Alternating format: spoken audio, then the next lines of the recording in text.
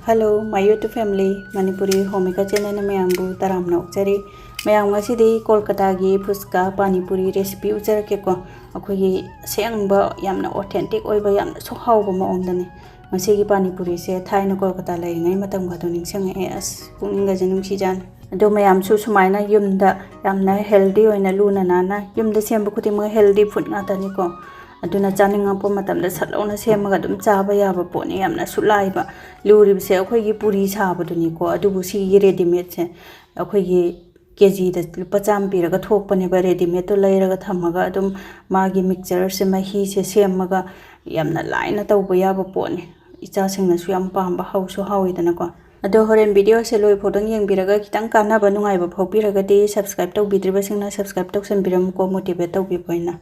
Dudi uji holes ko mayam ahan mada masala se hana sem do ase aduna jira se spoon nama hape phadigo maru mapum do spoon nama gun maru do koi black pepper do maru manga tro ma hape adugo hop do spoon nama ga hape ko adugo moro akang ba se hungumba ma sumaina ma chem se thadalaga hapage adugo haibetang magi aromatic oiba koi gi manam yam nung siba machu ga kitang olakane ko adukan do da kya se op tawraga thangdaras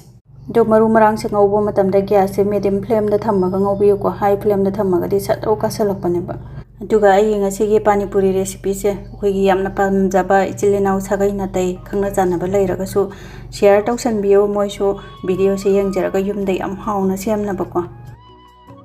maru marang ngaubo se sumulle do thangdaraga sumaina phajana ingda halaba matungda phajana angtang takhairage ko duga takhaiba kanda ju kitang powder tan takhaige hapogo ya holoki Chumaina yumna semjaba masala se asmanam khunung sema leitre duga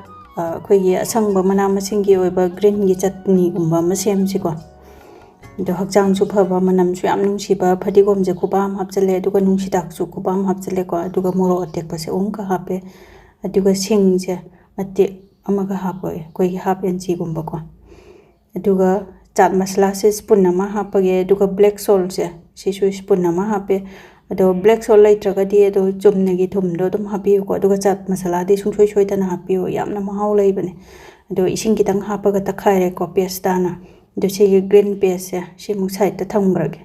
aduga sisina alu mixture semna bani ko kogi alu mari khamne aduga hawai chana ro nungdang ga tinga ga thamam bane ba adugi do alu sine chana sine punna phuto e ko aduga maku se phajana khokto e ado alu se khoigi nakhaiba me khaiba matamda khoigi matum ya holloi se ko phajana nakhaibi se aduna haubane panipuri gi manungda horen hapada ko aduga chana se khara maga hapagi ado alu chaba yadaba singidi hawai mangando adu oina hapasu yai ko adubo asengba magi recipe ma haude aidi alu sina haujai pamchu pamjai mayamdi karamana pambi ge haibatu comment ta thambiramo aduga ngasai gi masala sem to spoon nani ma hape aduga akhoi gi green paste se sisu spoon nani ma hapage ko aduga phadigom mana kharamne nungsida kharamne hapage aduga phajana totpadi hore loirak paida tol ase ko khoi gi panipuri gi mahi do kitang ma hapcheba aduna mahi do muk sem ase ko aduna mangge se khuba ma lawre aduga ising aying baje ta hape akhoi swaida phangba mangge ti thot thot lawi dana ko adu minute manga dang thamge do minute manga muk leira kanda sumaina nokhai bada phajana adum chatle ko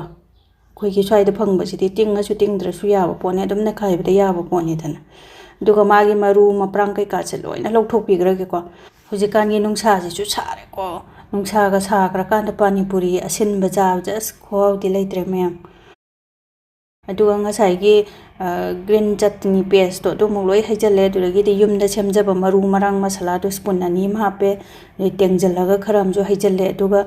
thakna ba ising duni ko aina hapi singja ado ya ga daba chang da haijalasi ko mahi do aduga nam ga daba chang da thung khara ma hap chenga sai thung kitang ni ko hap ki bi do black salt to aduga pani puri gi masala se spoon na ma hape dum chi su yam na hap ke kitang hap ke isa ya pa ma da hap ya re moro tek patang khai ani hum ma hape aduga sisna haijang manam nungsiba manam nai ba ka haina bu tu mana do ni ko aduga haijang manam nungsiba je si masung ani khak ka hap ke maina akhoi asin baji ju kitang chumjan biraga ko manam khunung sem dawbani ko akhoi ge Kolkata da moi gi na bu hele manam nungsi phadigo mana khara ne nungsida kitang ngamne hapchale aduga taste maina ne taste taw thoga awat pa do dum loi hapa yai ko aduga ing launa ba mahi se as khwaw di letra ice cube ka thadaraga khoigi panipuri चाबसे युमदा सुमाइना फजना mix तौर यारे ready the लोइरेको सेमा फजना थुम मोरोक अदुगा मोरोक याम कन्नसु साहंद्रे अंगांग जातोइनिना अदुना ngसागे मोरो अटेकपसो हापे मोरो अंगांग powder मसाला तसो हापख्रेको अदु खितंग सानगे हारगदि मोरो पाउडर मो हापियोबा अदुगा सोनगे आलूगी स्टफिंग आलूगी मिक्सचर से सिदा मो अखोइगे पानीपुरी गी मही से खितंग हापचलगा मिक्स तौरगेको अदो अखोइगे चना से मतोन खितंग थोकपा हिंगाई ग नंबदो आइदि याम पामजाइए अदो अंगांग सिंगना पामरोइन हापत्रबने कोलकाता दा खोइंग हवाई जारकपदे मतोन थोकपका तो हापदने याम हावेबा दुगा स्टफिंग जिसो हाइफे टेस्ट तौथोगा दुम अवात अपा लोय हापे यारेको अदुगा तेल होदो अखोइगे कुपना कुपना सोयरगा खरा अमगा हापियो महौ याम हेंगतपने अइदि तेल हो लैबदो काउदना लै हौद्रे दुना हापत्रबने अदो ngasiगidi वीडियो से मतंग सिदा लोइसनजरगे मथंगदा नुंगाई नुंगाई बकाना वीडियो पुतुना लाक्सगे ngasiगidi बाय बाय।